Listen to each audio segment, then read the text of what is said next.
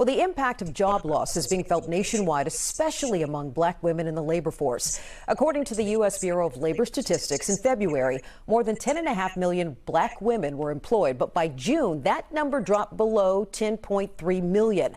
That's a loss of more than 300,000 employees in just months. Some of that job loss can be attributed to cuts in the federal workforce and the dismantling of DEI programs in the public and private sectors. Gender economist Katika Roy joins us now. She recently wrote an article for MSNBC that examined black women leaving the labor force, and she joins us now with more on what she found. Thanks so much for joining us. Thank you for having me. 300,000 black women leaving the workforce in 3 months sounds like an alarming number. How and why did this happen? And why do you say it's not a coincidence?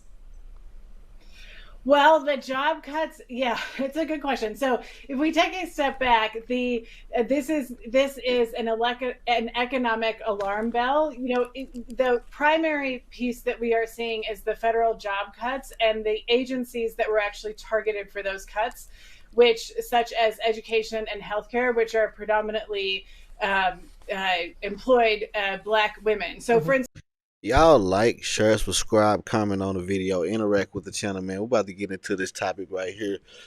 Over 300,000 black women have lost their jobs due to these cuts, and I mean, some of them just left the workforce too, you know, willingly. They probably got buyouts, all kinds of stuff like that is going on right now in different companies, not even just, you know, in these areas that black women are in. UPS and FedEx and all of them, they are offering buyouts as well. You know, a lot of people are laying off, and like I told people, this is due to Joe Biden. Like, everybody likes to blame Trump for everything, but this is due to Joe Biden. This is going to happen anyway because a lot of businesses were losing money, a lot of jobs were going away while Joe Biden was in office, and they, you know, they kept on saying that he was creating jobs, and that's what I'm saying. Like, he was creating stupid shit. Like, if he was creating jobs, he had these DEI hires, you know, people who were just in the way. I know a lot of black women, you know, today who work from home, who call in to work. Like, a lot of these black women don't even want to work. Let's just be real. A lot of black women today feel like that they are entitled to just live life and just get paid, and they don't really want to work. They come to work, they talk shit to people, you know, all kinds of shit, you know, especially in these supervisor, manager positions. You give black women a little power. Everybody hates to have a black woman supervisor. Everybody hates to have a black woman supervisor. Let's just be real. So nobody will miss these women in the workforce, and, you know, they just gonna have to do something else. Get back with your baby daddy, put your families back together. You know, they gonna be all right. Don't worry about it, y'all. since if you look at women's labor force participation and the percentage of black women in the labor force, they make up about 6% of the labor force, but 12% of federal jobs. Wow. And we've certainly seen that loss, and we felt that loss locally for sure with the federal reduction. What kind of impact? So we talked a little bit about the economic effect. What kind of impact is the loss of black women in the workforce having locally, nationally? I mean, what does it mean for the future when it comes to things like student loans, home ownership, and building generational wealth? What? Generational wealth? Black women? Shit. Now, don't get me wrong. I'm not gonna sit here and just bash black women like that and say that, you know, they don't, you know, it ain't some black women out here handling their business. But as a whole, you talking about generational wealth and how this is gonna affect the economy. It's gonna make it great. We're making America great again. We're making America great again without black women. I'm like, hey, don't get mad. Don't get mad, y'all. And that's a great point. So one of the things that we know is for every percentage point of women leaving the labor force, it actually hits GDP at about $164 billion. So in other words, the connection is 1% equals about $146 billion GDP loss. But then we have things such as housing, the spillover effects that you were talking about, housing, healthcare, education, etc. And we've seen that even with inflation, right? So Black women on average earn 64 cents on the dollar, but the inflation rate as of last week is 3 times that for women's goods and services. They make 64 cents on a dollar, and they spend 25 cents of that dollar on wigs, weaves, and bullshit. You know what I'm saying? Let's just be real. Let's just be real. This money, yeah. I mean, you know, the wigs and the weave business might take a hit. You know what I'm saying? But like economically across the board, they don't really contribute to a lot. I'm just being real. Like, they just fuck off their money on trips, you know, hair, nails, cheap liquor. They broke niggas. You know what I'm saying? Like, man, we gonna be okay. We gonna be okay with this 300K missing out of the workforce. I promise you. Let me ask you, while all of this news seems very, very bleak, is there an upside? How do we go about reversing this trend? Well, one of the things that we assume is that policy is gender neutral. Mm-hmm. It's not. It's gender ignorant. And what I mean by that is when we make these cuts, we're assuming that it's gender neutral. It isn't. It's gender ignorant. And the issue is that it impacts everyone. It doesn't only impact Black women, it impacts the entire economy. Just as one example, between 1970 and 2016, women increasing their labor force participation added $2 trillion to the U.S. economy. When we see Black women leaving the labor force, we're actually shrinking our economy. Wow. Man, cut the bullshit. Like, y'all be falling for this shit. Y'all watch the news and y'all be falling for this bullshit that they be selling y'all. Like, for real. We not gonna lose nothing. I promise you them 300K jobs ain't gonna hurt us. They don't want to work.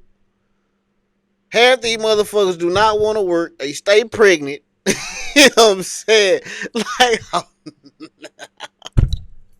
I'm just being real, bro. I'm just being real, man. They gotta stop it. Y'all gotta stop listening to these left leaning liberals, man, feeding y'all this bullshit. You know, these are the same women that'll tell y'all Black women are the most educated. These are the same women that will tell you Black women are the most educated. They out here handling business. They out here buying properties. And come on, bro. It's a handful of them that's doing their thing. I'll give y'all that, man. It's a handful of Black women that's really out here handling business. But majority of these women spend their money on hair, nails, and bullshit. Just being real. And as you wrote, that affects every single one of us. So when we talk about that big number again, 300,000 women, Black women leaving the workforce in just a couple of months, what sort of trends did you see? Are they out of the workforce? Are they becoming entrepreneurs? Where are these 300,000 women going? What are they doing now? That's a great question. We don't really know. What we can look at from historical data is that there are two things that are probably happening. One is that they are becoming entrepreneurs, so small business owners. That's one piece. Or they're joining the informal economy. So they may not be participating in the formal economy, which is tracked by things like the monthly jobs report, but they're participating in the informal economy. Let me just... What the fuck is the informal economy? What is that? What she talking about? OnlyFans? Streetwalkers? Strip clubs? That what she talking about? They shaking ass? That's what they good at. You know, I can scroll on my Facebook and Instagram and Snapchat the shit right now and find about 30 of them bent over in front of their phone. Man, what the fuck? Oh, man, this is crazy. Ask a last question here for the many women who are watching right now who are in this space. What would you tell them? What would your advice to them be? tell your story.